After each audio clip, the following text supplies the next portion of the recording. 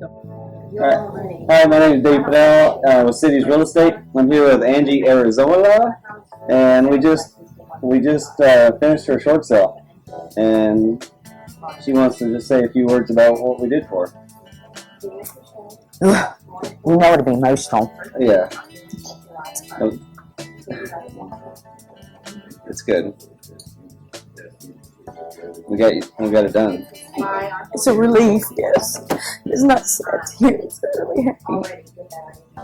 You helped me so much.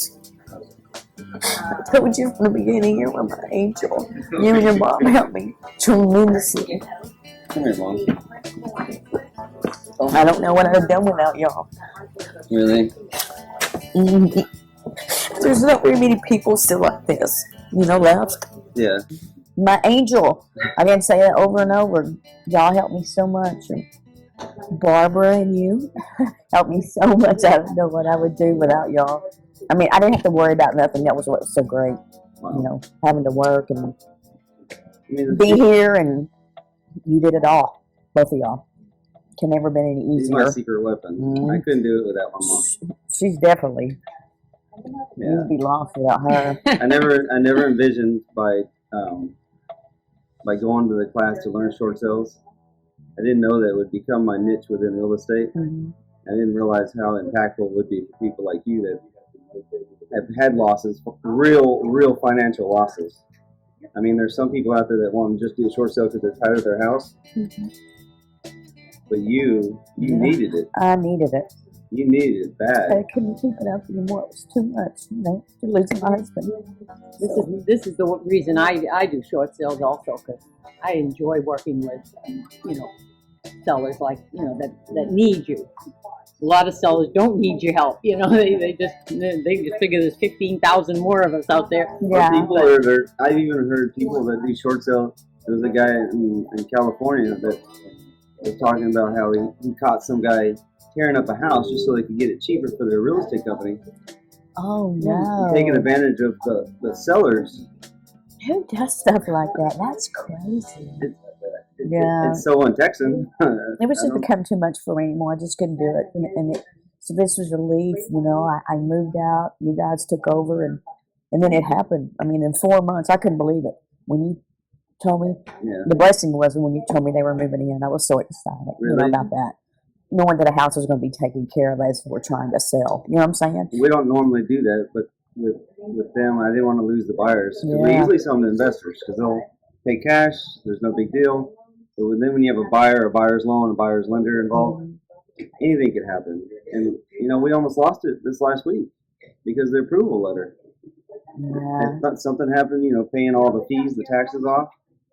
It's just, That's the bad part. A lot of little things pop in at the very last minute, and I sometimes wonder if maybe the lender does that just to get us frustrated.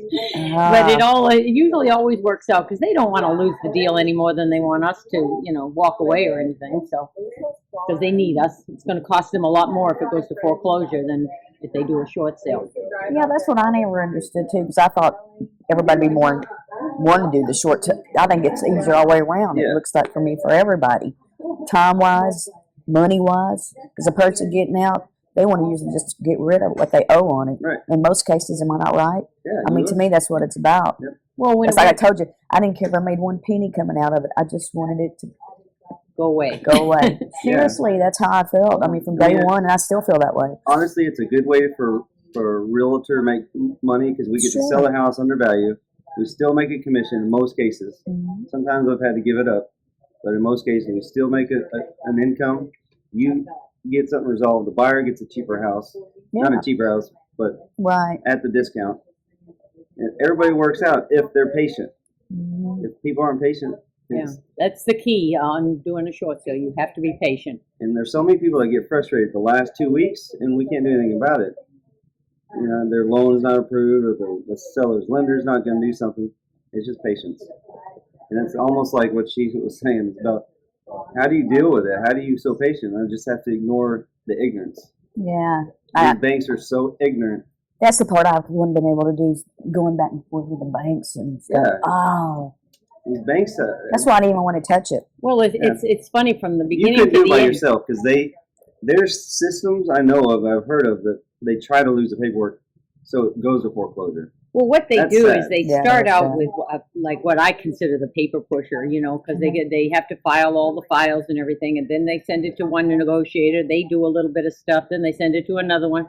It usually goes to about 4 people before it actually gets to even to somebody that can give the final approval, and then it has to go off to the investor at the very end, and he has to give the final approval. So the final Yeah. approval. There's just a lot of people involved in a short sale, and people, if they're gonna buy a short sale, it's a transaction that you have to have a team in place. The title company, the lawyers, the lenders, everybody, the sellers that want to cooperate. There's so many people that put houses on the market for sale as a short sale, and they don't know what they're doing, or they took a weekend course, and they don't have. My mom, Barbara Newton. Woo! We're lucky to have her as a kid. This is the first time I've gotten to say thank you to my mom on camera. Wow. But we that's wouldn't be awesome. here because of her nagging. We wouldn't. I love it. I All right, love it. cool.